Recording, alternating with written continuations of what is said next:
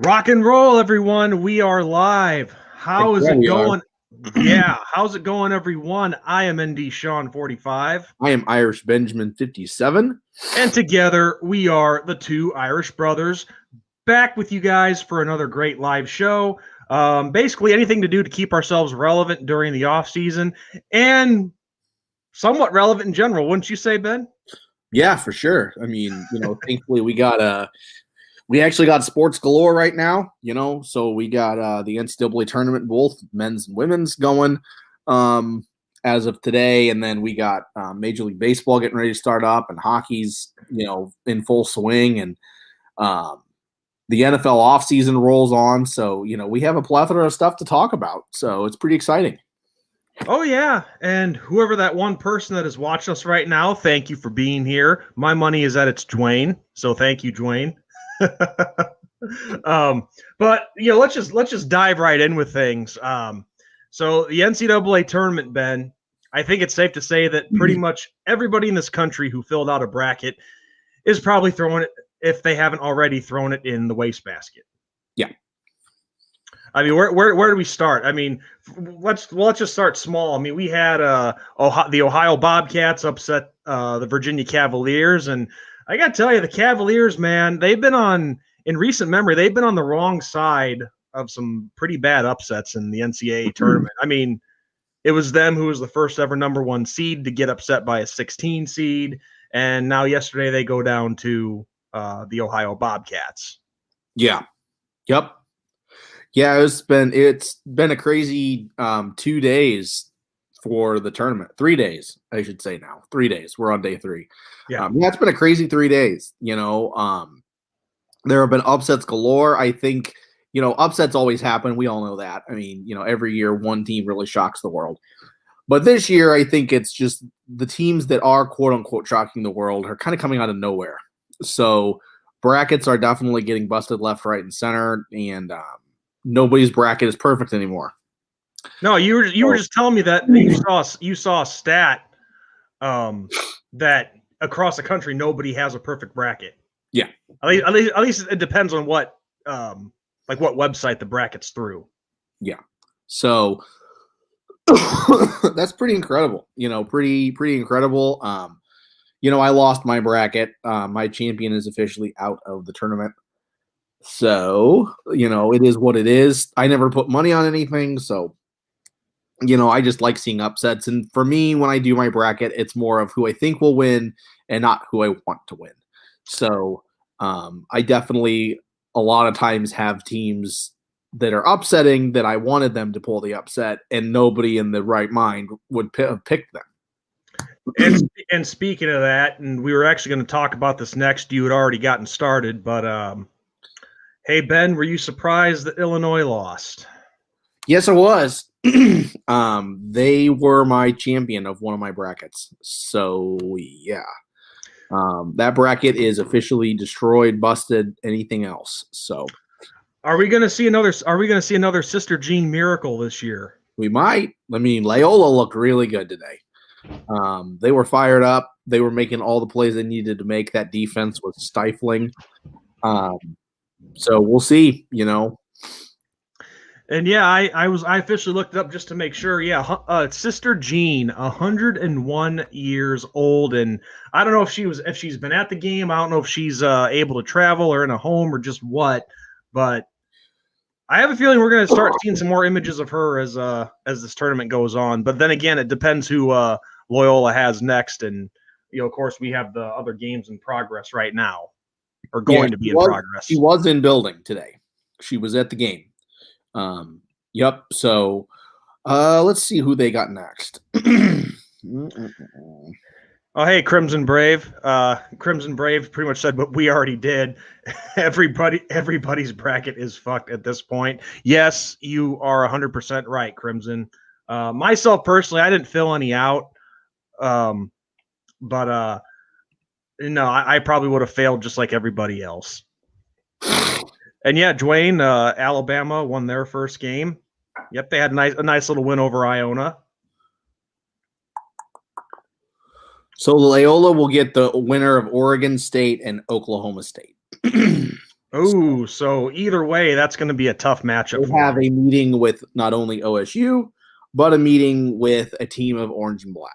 So This is I mean, as much as it sucks for everybody's brackets being destroyed, this is what makes college basketball so much more fun than the pros.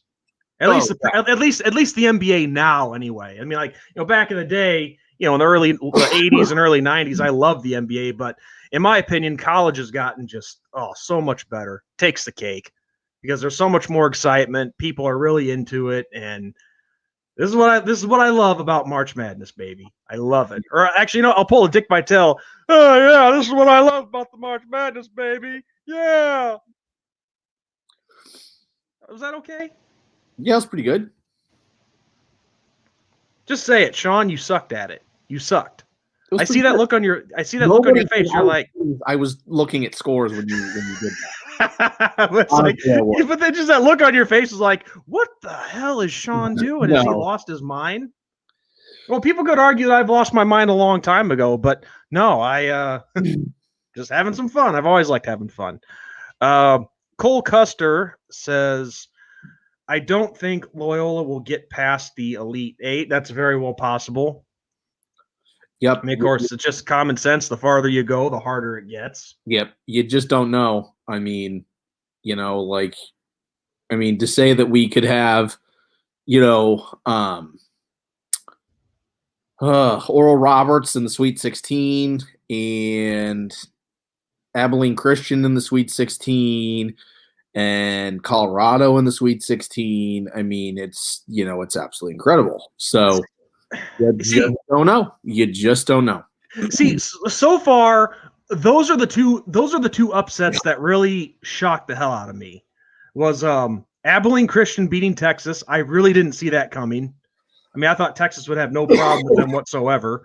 But also the other one that you mentioned before, Oral Roberts taking down Ohio State. Am I shocked by that? But at the same time, raise your hand if you're happy about that. Yep. And I'm sure a lot of you are in the comment section are raising your hands too. But no, I didn't see that coming though. I mean, it's just unbelievable. These teams that you wouldn't expect these powerhouse programs to have problems with, they do. And it's like, what is it that these smaller teams have figured out against these guys to, I know it sounds like a stupid question, but over the years when I've seen this happen, I just can't wrap my mind around it. Like, how does that happen? I mean, you're this powerhouse team that has such a great season, and granted, and we're not the only one that said this, but I'm sure, of course, in the year of COVID, anything can happen, especially. But even before that, it's like, how do these teams do it? These Cinderella teams, how do they do it? I think they have nothing to lose, and the pressure is on the bigger teams to come in and take care of business, and those guys play loose, and the other guys don't, and you have upsets. That's true. I mean, I think you hit the nail right on the head there. I mean, all these guys on the powerhouse programs, they don't take it as serious as they should, maybe, and they, like you said, play a little loose. So yeah, you got a good point there. But something I wanted to touch on real quick, going back to Illinois and Loyola, I'll tell you one thing. Regardless of who you were cheering for in that game, this is good for the state of Illinois as far as basketball goes. Oh yeah, no, it was an all-state Illinois matchup, and you continue to have a team that will be representing the quote-unquote state of Illinois. So yeah.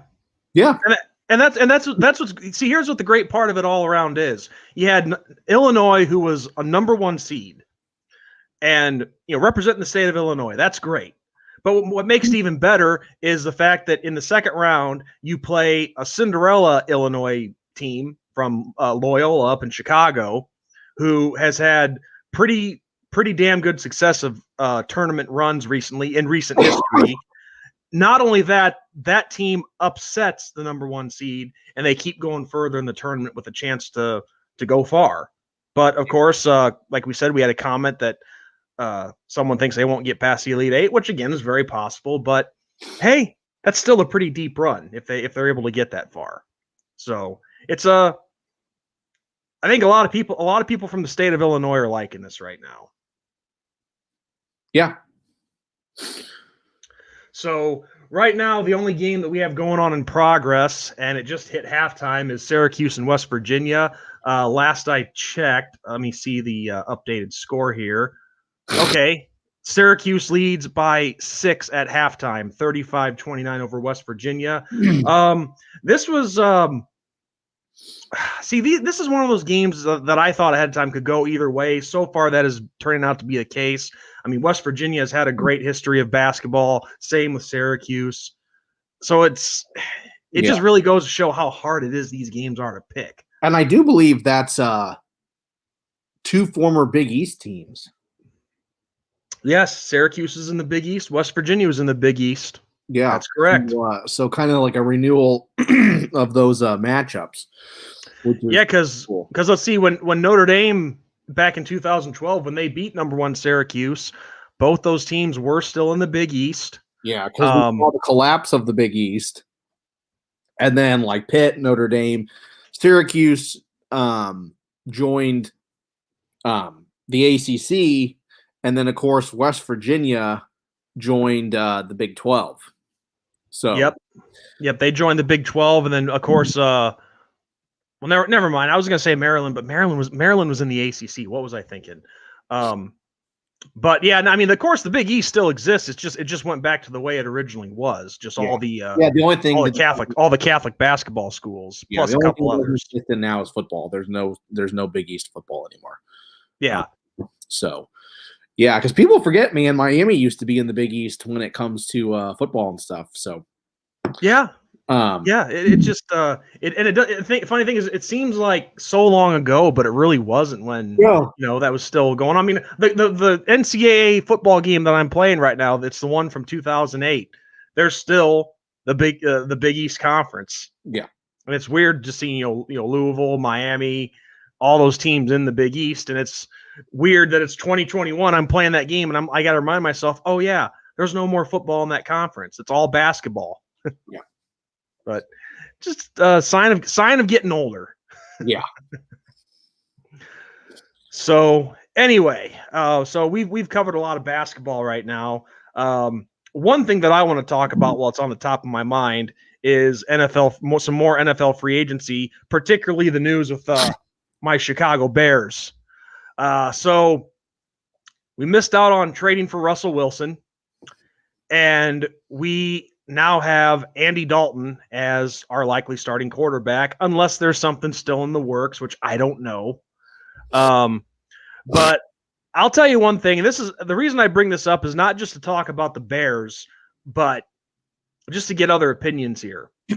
Now, the details were released that the Bears did in fact make an offer to the Seahawks for Russell Wilson, and let me just break it down first. The trade was this: the Chicago Bears get Russell Wilson, and in return, the Chicago Bears send the Seattle Seahawks 3 first-round picks, 1 third-round pick, and then on top of that, send them Akeem Hicks and Khalil Mack.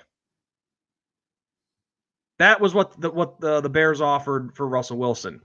Now, I've had not an argument, not even a disagreement. It was, if anything, it was a friendly disagreement with a friend of mine on this.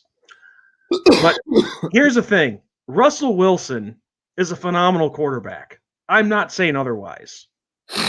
But for no player, even him, is worth that much. No. I'm sorry to say that. People are going to think I'm nuts because my buddy told me, like, well, Sean, you're getting a quarterback in his prime that can lead you, to a better offense and win you games. I'm like, yeah, he can win you games, but look, here's the thing. Let me talk about that trade. If it was the 3 first-round picks, and hell, even the 3rd-round pick, okay, I'm fine with a trade like that. But I'm not fine with giving away 2 core pieces of your defense. Yeah. Because here's the thing. Okay, let's say that trade happened. You pull off, you acquire Russell Wilson. What's the point of having an elite quarterback if you have no defense? Because I'm sure, granted, they waited to see what Seattle would say, but we just also released Kyle Fuller too, our Pro Bowl quarterback. So what's the point of having an elite quarterback if your defense is depleted? Because now that means you're having to rely on your quarterback to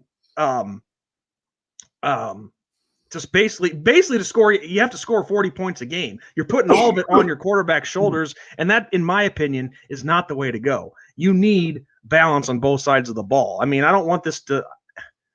We've seen Big 12 football. We've seen how that goes. All these barn burners. That's not what I want. That's not what I would want if I was a coach or if I was in the front office. Yeah. So that was, in my opinion, that was just, I cannot believe Ryan Pace actually offered that much. It's like, geez, why don't you just give him the keys to Hallis Hall while you're at it? Right. I mean, right. So would I have loved to have had Russell Wilson? Absolutely, but not at that price. That is way too much. So yeah, your thoughts, Ben, on what you saw out of all that? Yeah, I mean, you got to have. I get that we're kind of like the NFL's morphing. You know, it's morphing towards high-powered offense, but you still have decent defense. And I mean, look at what Tampa Bay did against Kansas City in the Super Bowl. I mean, you know, they had a high-powered offense, but their defense came to play too. Well, you don't have a defense now. And not only do you not have a defense, you don't have any picks to rebuild that defense. Amen. I mean, so I get, like, you know, getting rid of a few pieces to get a better piece in Russell Wilson. I get that. But at the same time, okay, you can't mortgage your entire future on just one guy. No, you can't. And that's my point exactly. Because of my friend who I had this discussion with about that trade, he said, well, Sean, a player like that, he's your key to winning. Yeah, you give away that much. I'm like, okay, yeah, but you're all, in addition to those players, you're also giving away those picks, like what you just said. I said the same damn thing. You're giving away all these first round picks that could be potentially to rebuild that defense. Right. So you're putting yourself in a crap situation if you give away two key parts of your defense in addition to all those first rounders. So that's not a smart trade. I don't care how good Russell Wilson is. It's not worth that magnitude. Yeah. But yeah, so I mean, no, obviously Andy Dalton is not what I wanted for the Bears starting quarterback, because it's looking like it's going to be him pending some crazy trade that happens before the draft or whatever happens in the draft later in April. But you know, I'm a fair fan. I'm willing to give anybody who comes to my teams a chance. And who knows, Andy Dalton, he could rebound like crazy and have a phenomenal year. Yeah. Because you know people are because in Bears Nation right now, people are so bummed about this, and understandably so. Don't get me wrong, but you know, let's give it a chance to put it all together on the field. I mean, but of course, I think what people in Bears Nation are mostly mad about is the front office, and even I'm pissed off about that too. Because I mean, Ryan Pace, as nice of a guy as he is really. It's like the good things that he has done are just overshadowed by the biggest flops that he's committed. I mean, let's see. Look at all the quarterbacks that he's brought in. You pay a guy like Mike Glennon 3 years, $30 million, which really was a 1 year, $16 million deal. Chase Daniel. You trade up. I didn't hate the idea of drafting Trubisky. And if you thought he was better than Mahomes or Deshaun Watson at the time, okay, that's fair enough. But what he gave up to trade up one spot to get him, stupid, very stupid. And then giving up a fourth rounder for Nick Foles, and that turned out to be a disaster. So what more do I need to say? Yeah, no, the acquisition of Andy Dalton shocked me. And it shocked me for, I think, a little bit different reason than a lot of people think about. Okay, how good's the Bears' offensive line? Yeah. So it's like, to me, I could see Watson, I could see Wilson, I could see a running quarterback behind a shaky line. So if you need to do something with your feet, you can. But you get a legit pocket passer who's been a pocket passer since the beginning of his career. Okay, when he was with TCU, he was a pocket passer. When he was with the Bengals, he was a pocket passer. When he was with the Cowboys, he's a pocket passer. So you're going to put a guy that can't move around behind a shaky offensive line.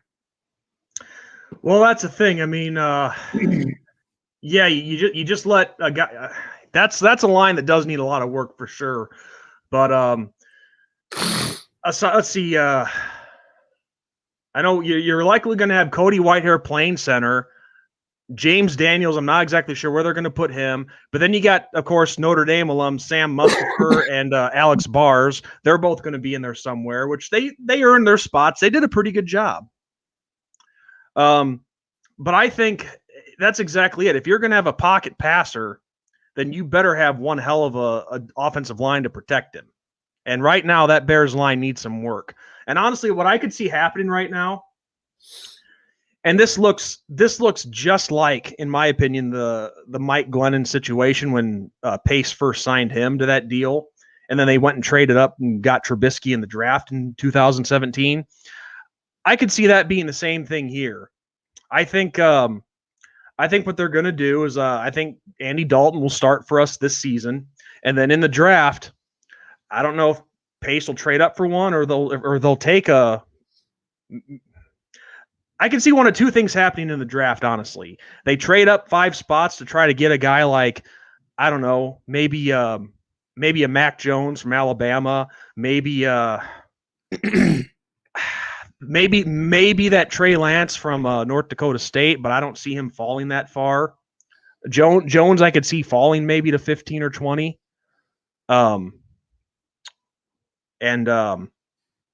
So anyway, they either take a quarterback or they're going to take the best offensive lineman on the board in that first round. Yeah. Yeah. I mean, and justifiably so. I mean, you should go after a quarterback. I mean, the first round's where you get your quarterbacks from. So it is what it is. I mean, Crimson Brave. No, that's. Oh, look who's back. Crimson Brave says Trask will fall out of the first round. Myself personally, I don't want him. I honestly think that is correct. I mean, I get like the whole Florida Crimson Tide rivalry, and I get the disdain. And somebody that's kind of on the fence, that doesn't have rooting interest in Florida or Alabama, I'm not impressed with him. I'm not. The 2 games where he's actually had to do stuff, he didn't do what he needed to do, and that's kind of what makes me nervous about Travis Etienne. Everybody's like real high on Etienne and stuff, and I'm like, okay, look what he did against Notre Dame, look what he did against Ohio State, look at what he did against Alabama. Okay, this is the kind of competition that you're going to go up against in the NFL. So, I mean, Najee Harris was a beast. I'll give him it. He absolutely did what he needed to do against pretty much every team he ever faced, but Etienne, I go back and forth on how good he can really be. So you look at the top quarterbacks in this upcoming draft. Obviously, we know Trevor Lawrence is going to go number 1 to Jacksonville. And then Justin Fields and the kid from Brigham Young, Zach Wilson, they're going to go pretty quick too. So in my opinion, for the Bears, the 2 best bets are Trey Lance or, like I said, Mac Jones from Alabama. And in addition to what we were talking about, I would prefer, if it came down to Mac Jones or Kyle Trask, I would prefer Mac Jones. Oh, for sure. Because you nailed it. I mean, he was already playing against top NFL competition or soon to be top NFL competition. Yeah. Nothing against Trask, but I just think Mac Jones is better. Yeah. Well, Crimson Brave just, to me, hit the nail on the head. Difference between Mac Jones and Trask. You can click on that if you want. Yeah, let me see where it's Florida's at. receivers opt out. Okay. Trask looked terrible when we lost Waddle and Devonta Smith got hurt in the Natty. Max still kept it going. Yeah, I mean, good quarterbacks find ways, to spread the ball around and to continue just moving the ball down the field. And that's my thing against Trask.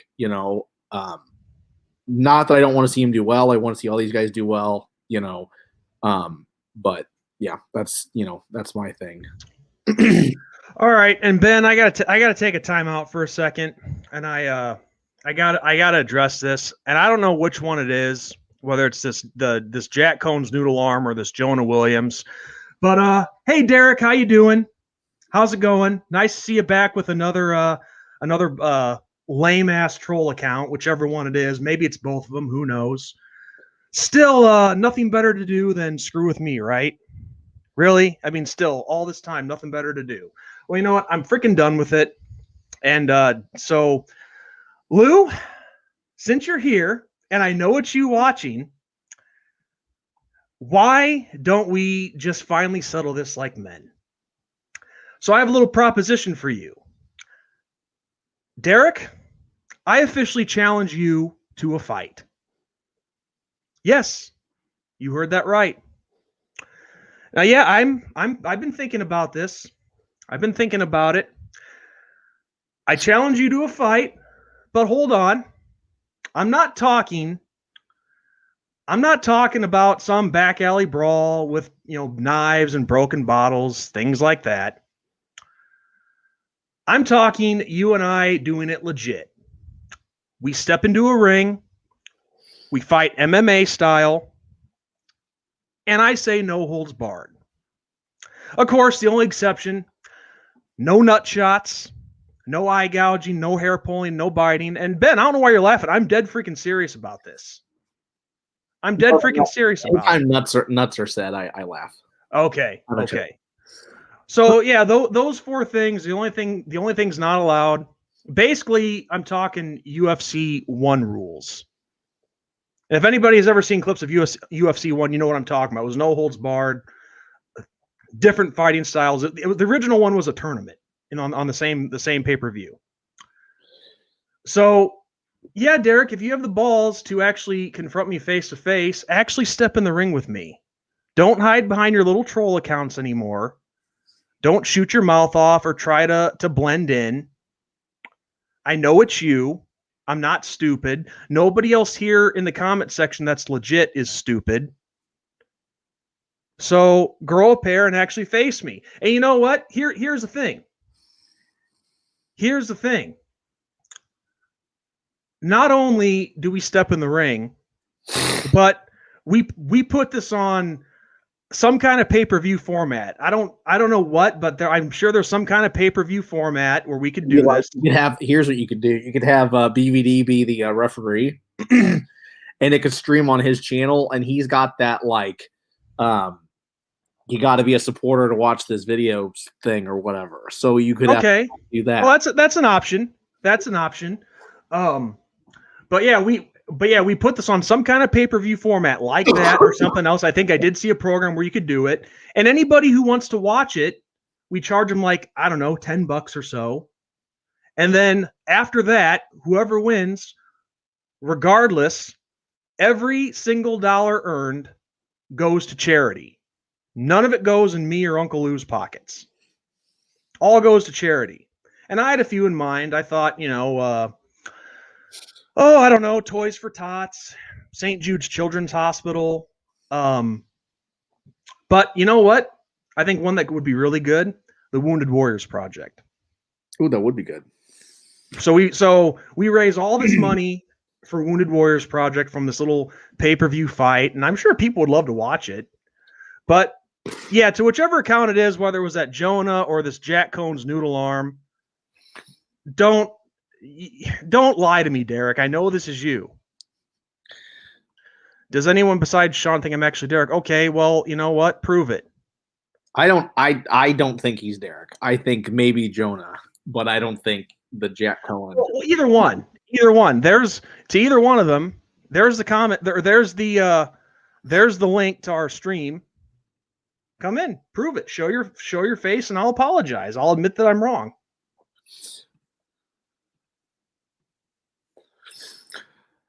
So since we talked about, Yeah. So that's my proposition. That stands. I just don't like Jet Cohen.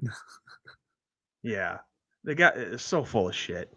So since Sean talked about his Bears, let's talk about some Notre Dame news. But what was just said though was 100% legit. Nothing bullshit. I want to make that clear. Let's talk about Notre Dame news and my Dolphins news. So the Dolphins have acquired none other than Will the Flash Fuller, which I'm excited about. The only thing I'm nervous about, and I've seen other fans voice this concern, and I get it, is Will Fuller has been banged up throughout his career, in the NFL, and I admit that. But the Dolphins get a guy that has blazing speed, that has that really, really nice deep threat capability that the Dolphins have not seen since letting Kenny Stills walk, or trading him, if you will. Kenny Stills and Brian Flores just did not get along in the locker room, and Brian Flores is definitely showing his Belichickian mindset with, if you don't get along with me, this is my locker room, not yours. I'm going to get rid of you. And that kind of switches gears to the other acquisition that the Dolphins got. The Dolphins picked up the Titans' first-round pick, an offensive lineman from last year, and within a week, the Dolphins had cut him. Apparently, he had his struggles with the Titans due to behavior and missing practices and workouts and all that. And the tune continued in South Beach with the Dolphins. So Brian Flores said sayonara. So that's that. But it is officially to a time in Miami.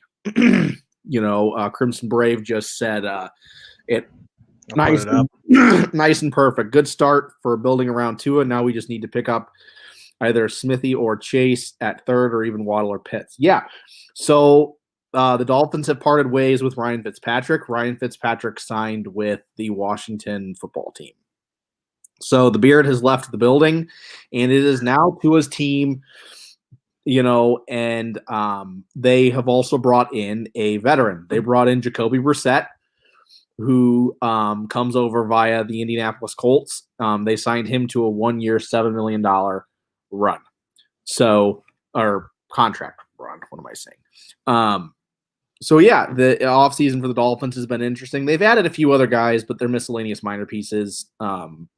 Let go of Van Noy that they acquired from the Patriots, and he re-signed with actually the Patriots. So there's that. But it is officially to a time in Miami. So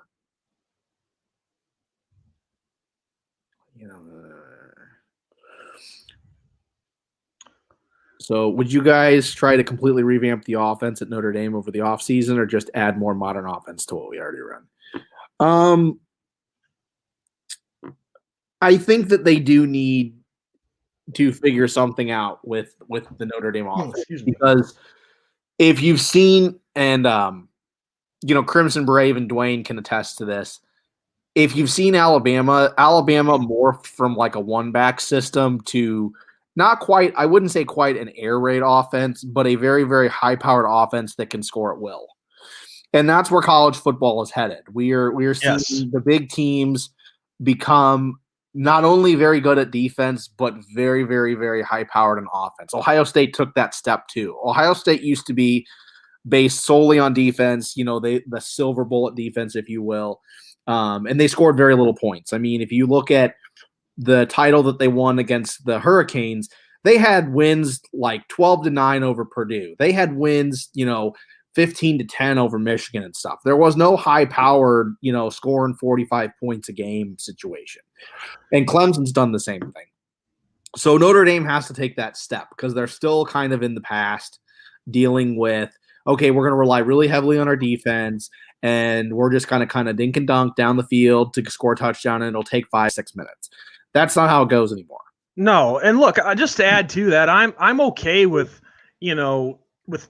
clock eating drives and all that, but you got to be able to send a statement too. And I'd love to see, I'd love to see us scoring in like 2 or 3 plays. Throw that bomb downfield and boom, it goes 70 yards for a touchdown, which we have seen before, yes. But no, it's very true. We're still kind of stuck there in the past of this, like you said, dink and dunk, and we need to take it to the next level. Yeah. And Crimson Brave says Notre Dame needs to find a passing game and a quarterback. We've got a prospect on the way. We have that kid, that Tyler Buckner, the 5-star quarterback out of California. He has potential, or looks to have potential anyway, but I don't know if he's the answer for this upcoming season because he hasn't been playing. The state of California shut down all legit shut down. Legit shut down all the high school athletics. Not like some of these other states, like Illinois. We both live in Illinois, and I mean Illinois has been shut down for the most part. It's been pretty much a mirror image of California. It's like California does this, and then Illinois follows suit. And that's not political talk. That's just facts. And we actually have high school sports back. I mean, I work at a local high school, and I can tell you football's going. Our football team lost 14-0 first game of the season on Friday night, which is a bummer, but we had basketball. We've had volleyball going. We've had all of it going. California, on the other hand, hasn't. And that's my only concern with Tyler Buckner. It is not that I don't think he can be a Heisman winner. It is not that I don't think that he can't be this elite guy. But, okay, it's like you have this really, really nice Lamborghini in the garage that never runs. Okay, well, if it's never running, you can't see it in its glory. Yeah, and like we've said many times before, I don't care how good this kid is, he is going to have to adjust to the college game. And, of course, that's what we have the spring game for. I mean, look, if he comes out in the spring game, really flashes, and does better than Jack Cohn, then you start him. Yeah. Oh, yeah. And you go with the hot hand, and you go with the guy that lights a fire under these guys, and it is not that I don't want to see him succeed. I want to see all these guys succeed. I would love to have a situation where all 3 guys are so good they don't know who to pick. I mean, that would be awesome. I mean, that's a great problem to have. Clearly Alabama had that for a while. I mean, they had 2 quarterbacks that were so neck and neck. It's like, okay, do we want this guy or do we want that guy? So yeah, don't think that either one of us wants to see Tyler Buckner not do well, or Jack Cohen not do well, or Drew Pine not do well. We want to see these guys do well. Just something's got to give, the best one gets the job. That's just how it goes. Well, only one guy can start. So. All right. Well, that's what I just said. I mean, that's one guy. Unfortunately, that's how it goes. So it's like the movie Highlander. There can be only one. Yeah. So, but anyway, here in the comment section, guys, there it is to the link to our stream. If you want to come on here and ask us a question or something, of course, the only rule is you have to show your face. But there you go. And keep it civil. That's all we ask. We can have disagreements. We can, talk sports and talk some trash, but just keep it civil. We tend to try to be a family show. So, well, and of course, I put that up just so it's set in stone, so that if Derek wants to prove me wrong, or this guy wants to prove me wrong and prove that he's not Derek, then I'd like to see that. But of course, we are always open to our regulars for coming on here and wanting to talk with us. Don't get me wrong. I'll hit that comment real quick, and then I'll give you an update. So Marcus Freeman's proving you can recruit elite talent at Notre Dame. It's not just an excuse anymore. Yeah, I mean, I think that we've seen that with multiple guys. I think we've seen that with, obviously, the guy we were just talking about, Tyler Buckner. I know that he's not the highest star recruit, but Steve Angeli out of Bergeron Catholic in New Jersey. I mean, he's a really good grab. We've seen it with some of these linemen that have come in, Quentin Nelson. We've seen it with Cole Kmet. We've seen it with Miles Boykin and Chase Claypool.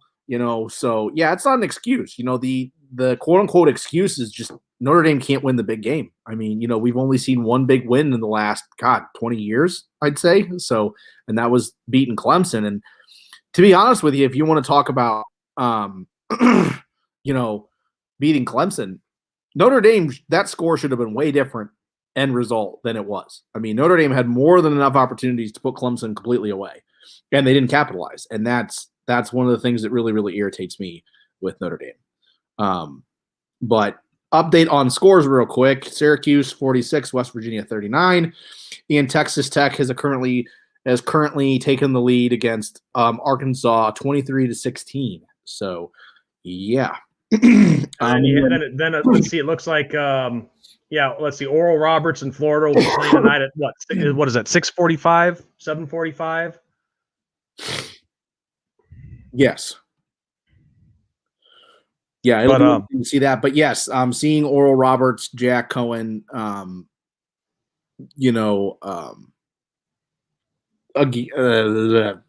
I'm getting confused in comments. Seeing Oral Roberts knock out Ohio State was very cool. Like I said earlier in the stream before you came in, I love seeing upsets. And it's the same with college football. As long as it's not my team, I love seeing upsets. It is nice to see little teams do big things. I still newer user, Notre Dame 2164. And see, you know what though? I mean, if you look at these current teams that have won national titles and stuff in the last 5-6 years with the birth of the playoff system, they've had elite defenses. They've had a power run game. I mean, look at what Alabama's done. Look at what Clemson has done. Look at what Ohio State did, on their run against Oregon and stuff. I mean, they could run the ball. I mean, Zeke ran all over Oregon. I mean, Najee Harris ran all over Ohio State. ETN ran all over Alabama that one year. I mean, that's a power run game, but then the defense has stepped up and shut it all down. So, yeah, I mean, that's the next step in Notre Dame's, progression is having an elite defense and being able to run. But you hit the nail on the head, Notre Dame 2164. If you're not a threat downfield, then they know that's that, and they're going to take full advantage. Yeah. Oh, hey, Craig. Craig asks, are the ankles in Illinois breaking today? Not for me. I'm not an Illini fan, but I'm sure there's a lot of people who are upset right now about that. Oh, yes. I went out. Yeah, Sister Jean is magic. I totally agree with that. I went out. I mean, I live deep in Fighting Illini territory, so a lot of Illinois flags up. So I would assume a lot of very unhappy fans with that performance against the Ramblers. So, well, of course, in my neck of the woods, yeah, I mean, you see plenty of Illini stuff, but of course, you're seeing a lot of Iowa stuff too. Because I'm literally like a hop and a skip over from the Iowa border. Yeah. Well, Iowa's got a pretty rough game tomorrow against Oregon. Oregon's well rested, and Iowa had to win to get to Oregon. So we'll see what happens tomorrow. And that's the first game of the day tomorrow, too. Iowa versus Oregon at 11:10 Eastern. So, nope, I have to miss that one. Yeah, I'll be missing it actually too tomorrow. I'll be on days tomorrow. So, it is officially spring break in my territory. So, I'll be on days. But yeah, I had Illinois and Texas in the Final Four. Yeah, I had Illinois in the championship against Gonzaga. So I can feel that pain. When Bama rolls over Florida at the Swamp, Dan Mullen will blame his home crowd for getting beat. I don't have a dog in that fight, so I can't say much. But yeah, same here. I think a lot of people had, looking at the comments, I think a lot of people had Illinois in the Final Four, and a lot of people had Texas as well. But again, that's March Madness. They call it that for a reason. And yeah, Jack Cohen's noodle arm brought up, one that I feel terrible for VCU. Yeah, the whole COVID situation is a bummer. We were very interested to see what would happen with all that, and it was just Oregon advances completely. No fill-in team. There was talk that there would be a fill-in teams if something happens. It'll be interesting to see what happens like when we hit the Elite Eight and Final Four. If a team can't go because of COVID, if the fill-in team gets into that, which would raise more questions and anger and all that. But well, regardless of my personal feelings about some of these accounts that I'm seeing showing up, I mean, yeah, you can't help but feel sorry for a team like VCU who has scratched and clawed their way to get to the big dance, and now it has to end because of all the COVID BS going on. Yeah. But of course, Ben, you know that Jack Cohn's new alarm is just Tyler Buckner, future Heisman, under a different name. Yeah. We all know that. None of us are stupid. Yeah. No, but of course, even though there's been no Rudy comments, I still do believe this guy or that Jonah guy is Uncle Lou fucking with me. I do believe that wholeheartedly. People can call me crazy, but I've been able to pick up on a lot of shit. So anyway, go ahead, Ben. You were going to say something I didn't. Well, Craig says prediction: Gonzaga 85, Oklahoma 70. Yeah, I mean, I could see that. I could see it either way. I could see Oklahoma upsetting Gonzaga. Do I think it'll happen? Probably not. I mean, Gonzaga just looks, like a force to be reckoned with. But we'll see. Shaka Smart. Craig says, I heard Texas is having a meeting tomorrow about Shaka Smart. It could be interesting. Interesting. That would be real interesting.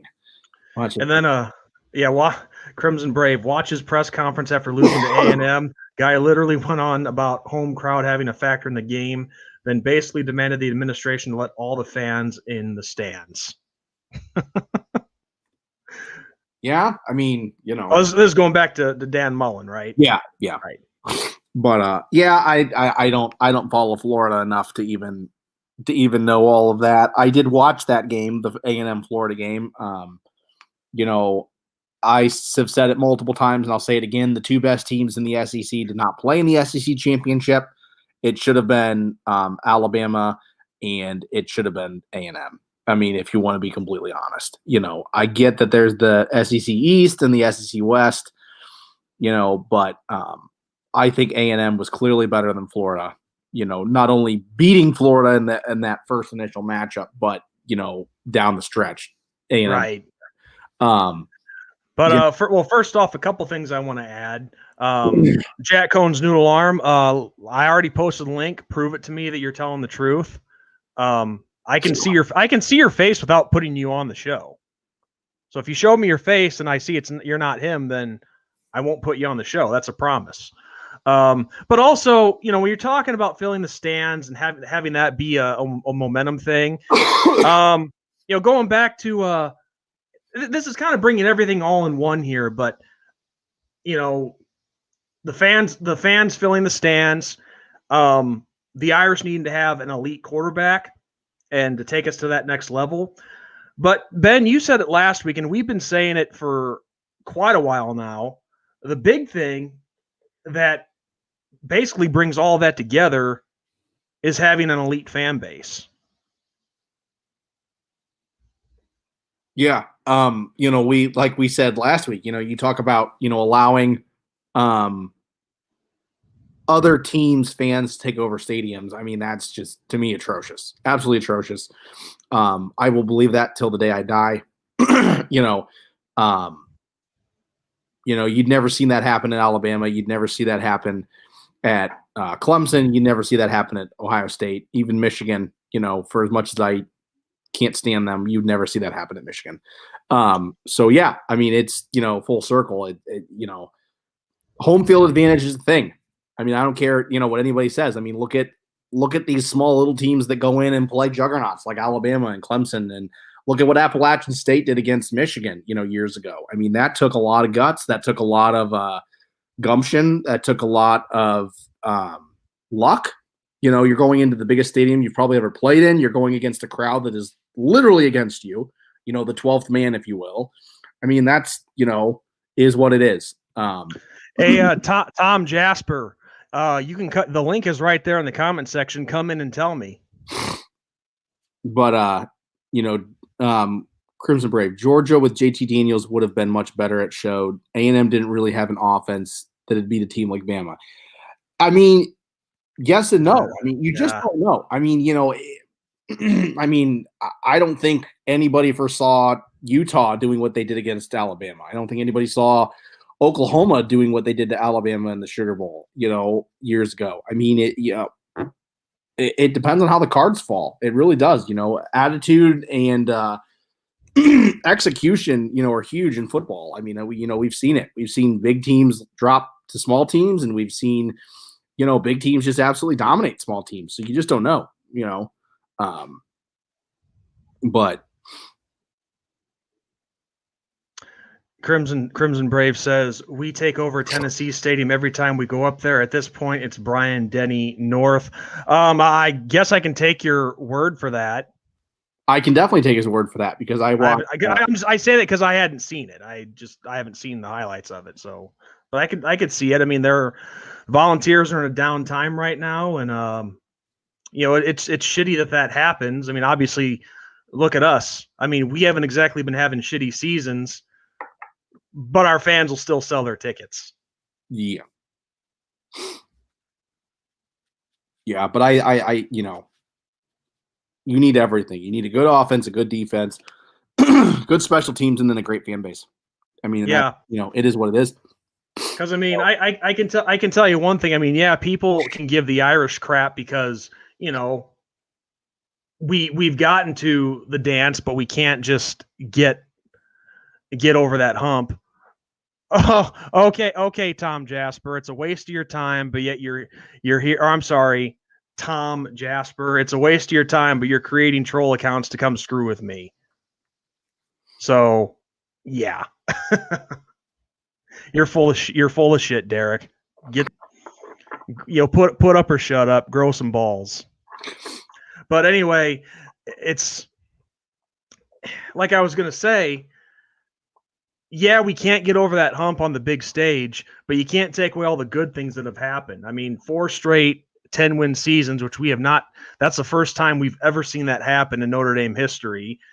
And this is all in Brian Kelly's tenure. I mean, 3 undefeated regular seasons, 3 trips to either when it was still the BCS title game, and 2 to the playoffs. Yeah. So no, not getting over that hump. But the fact that we're at a point where even after all the good things that have happened, we have so many people in our fan base. Oh, fire Brian Kelly, fire Brian Kelly. People actually getting upset over making the playoffs. Yeah. Selling their tickets when a big game comes to town. And like I said, there was another guy who said, oh, well, I think the fans are doing that to prove a point. All right, well, you know what? He would have had a point if the fans were doing that for every game. But no, they sell their tickets to the big games, like when Georgia came to town, when Nebraska came to town in 2000. But yet, why is it that they're all going to the Miami of Ohio and Temple and Navy and the base value of their ticket like they would, and it's an easy win. Yeah, because that's not an elite fan base. That's not an elite fan base. I mean, no other place would let that happen. No, and Notre Dame. Crimson had the point with Tennessee lately, but that's but I guess that's an exception. Tennessee. I mean, people forget Tennessee won the national championship in 1998. I mean, Tennessee has what 6-7 national titles altogether. I mean, so they were an elite program at one point. I mean, they were a very good program. You saw Tennessee on your schedule and you're like, oh shoot, we got a lot.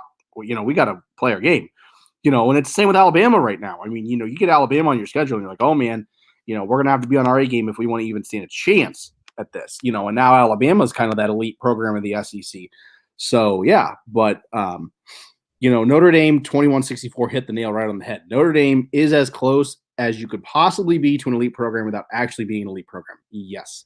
That's true. It is like Ohio State, Clemson, and Alabama are all here, and then Notre Dame is just right under there for that elite program, And then, I'll give Georgia that too, and Oklahoma that, And we've seen Oklahoma win championships, so I won't, in recent years. But, I think that there's a select few teams that are elite, and then there are a couple teams that are just right below that precipice, of greatness. So, let's see, looking at the comment, I miss the old Big East basketball conference. Well, that's what it's back to. So it's back. Well, it's kind of morphed over to the ACC. We've seen a lot of the Big East teams move to the ACC, and the ACC, Except for this year has been very, very, very, very powerful. Not having Duke in the big dance, this year was interesting.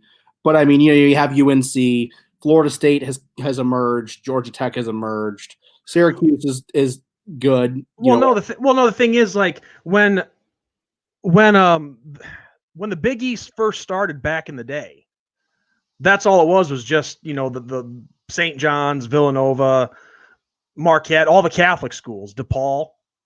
That's all that it was. The Big East, that we all knew it when they started playing football in the Big East, and let's see who all was there: Miami, Louisville, West Virginia. That didn't come till later.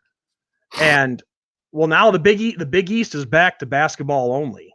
So yeah, it is that the Big East basketball conference is back. Oh, okay. So you're talking about when they were playing football. All right. Yeah, the Big Ten well, I mean, the Big Ten basketball wise has been phenomenal. I mean, you had Illinois, Ohio State, Iowa, Michigan, and Maryland all make it in.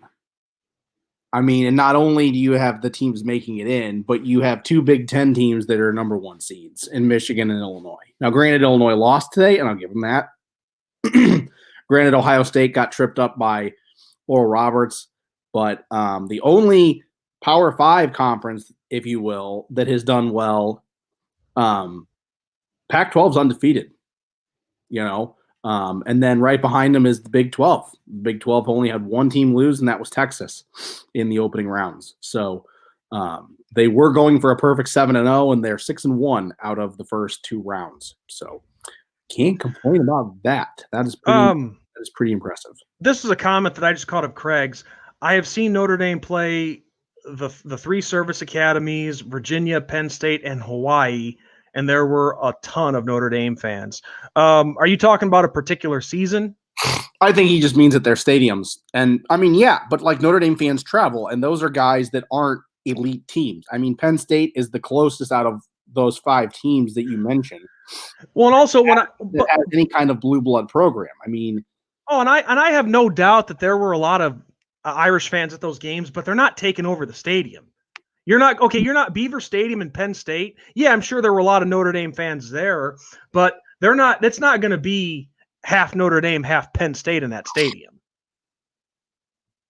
I mean, Nebraska in 2000 and Georgia in 2017, because those are the two big ones that stand out.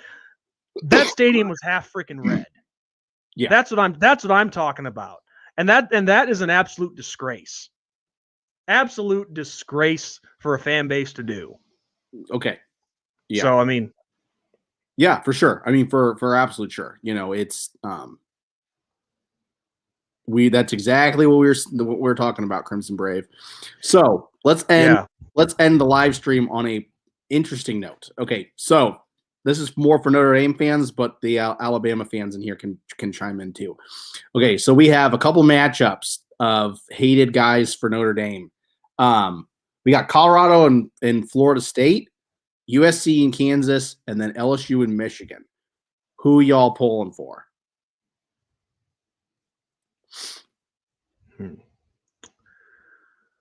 Oh, geez. For me, I mean, I do want to see Kansas beat USC. Well, yeah, I get. Well, okay, yeah. USC, but the LSU Michigan game's intriguing, and the Colorado Florida State game's intriguing. I think both of those could go either way. Okay, well, that's just a given for me. I mean, all our rivals, I'm gonna pick against them. So of course, give me LSU, give me Kansas, and then Colorado and Florida State. I mean, I've never really had a beef with Florida State. Like, yeah, I mean, they're a rival, but I don't hate Florida State like I do Michigan or USC. I'd have to go with Florida State myself. Yeah, I think they could go either way. I mean, it depends on what LSU team shows up against Michigan.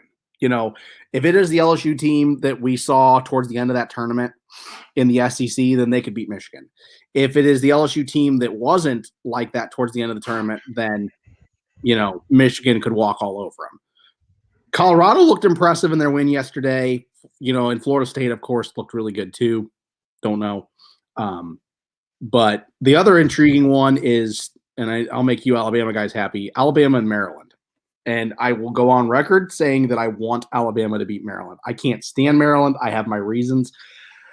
I'm picking Bama in that game. I hope Alabama just puts them in the ground. So, I mean, myself, I never really had anything personal against Maryland, but I just think Alabama's better.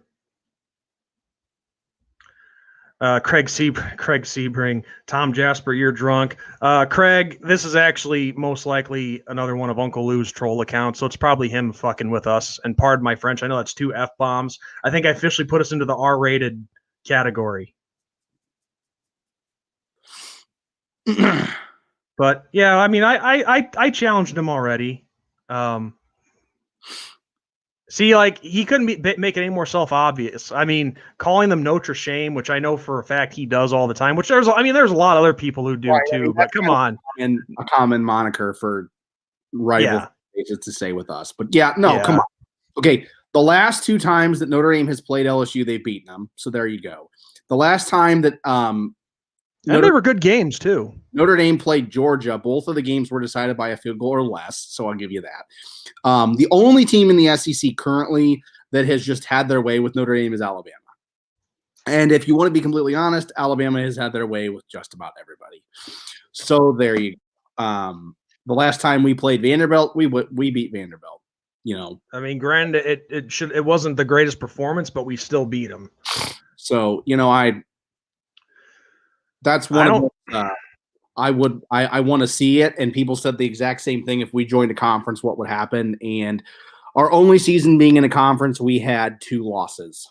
And one of them was to one of the current national champions in the last 5 years. And the other one was to a current national champion in the last 5 years. So I will let that speak for itself. As much as I question this guy, he has a good question, good piece of trivia. Do you guys know Bear Bryant's record against Notre Dame?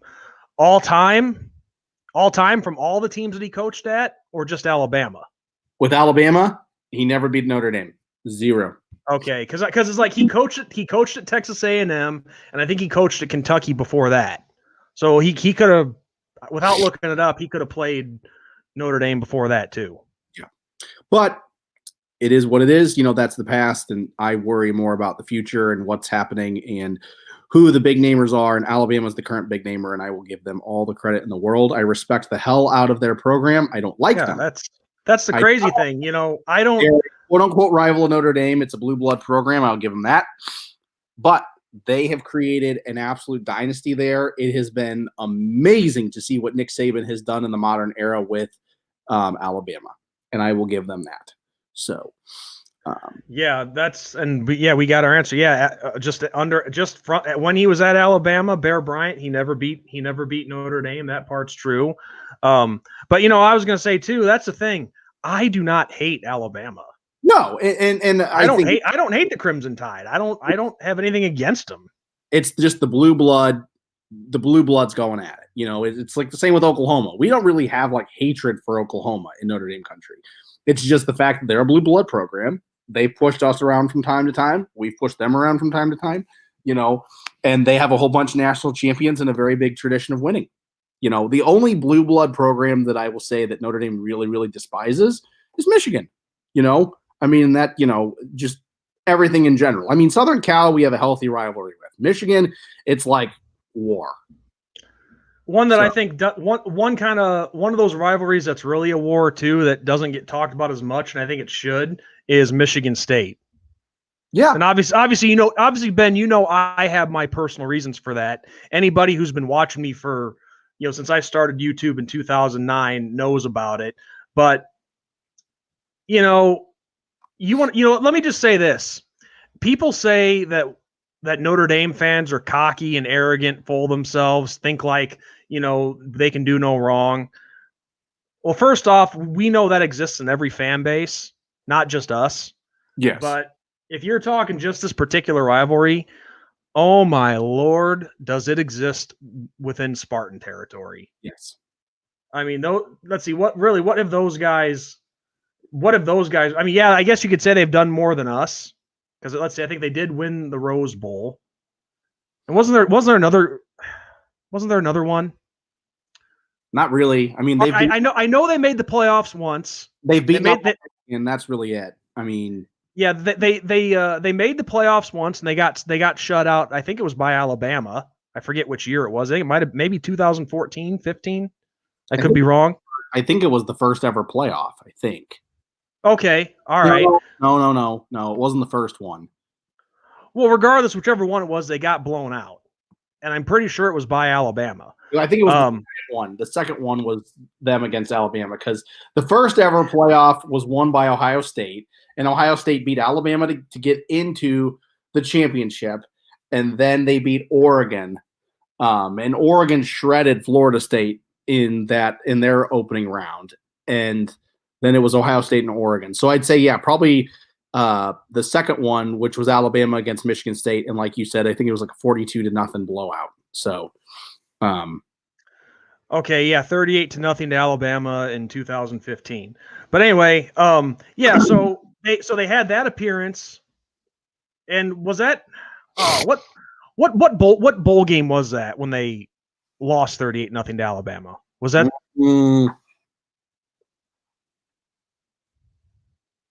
I don't know. That's a good question. Well, because all I know is I know that Michigan State did win a Rose Bowl before that.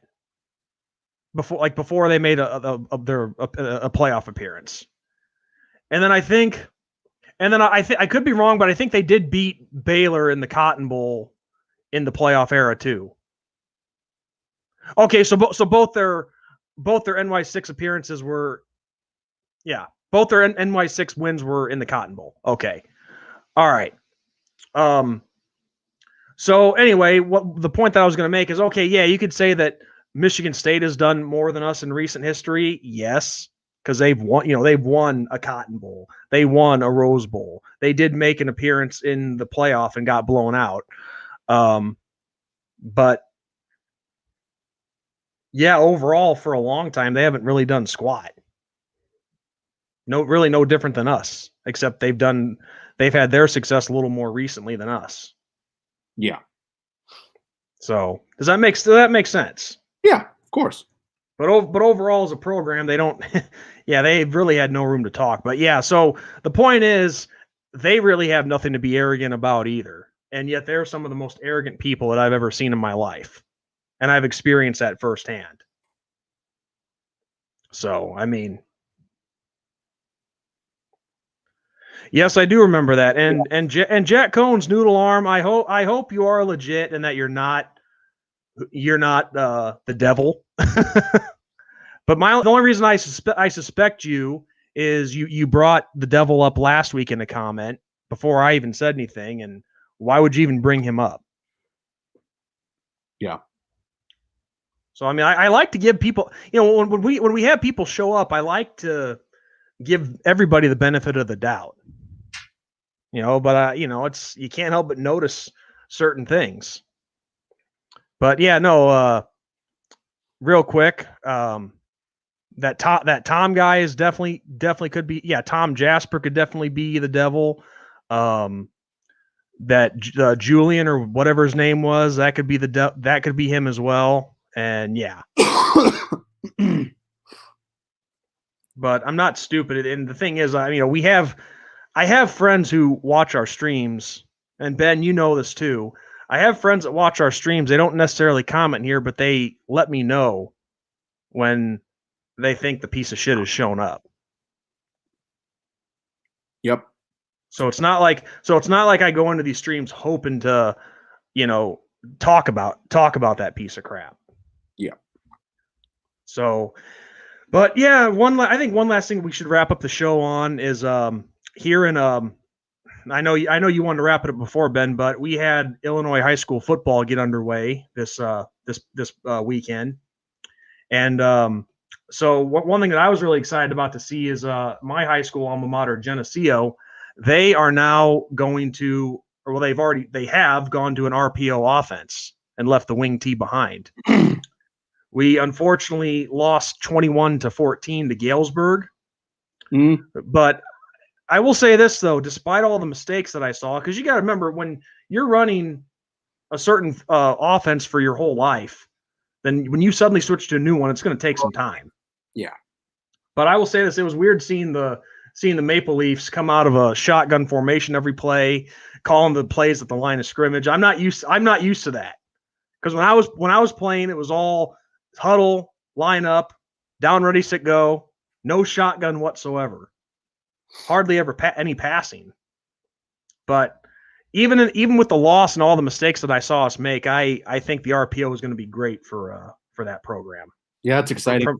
For my high school alma mater, and I really hope they can get things turned around, because the last couple seasons have been pretty rough. Yeah.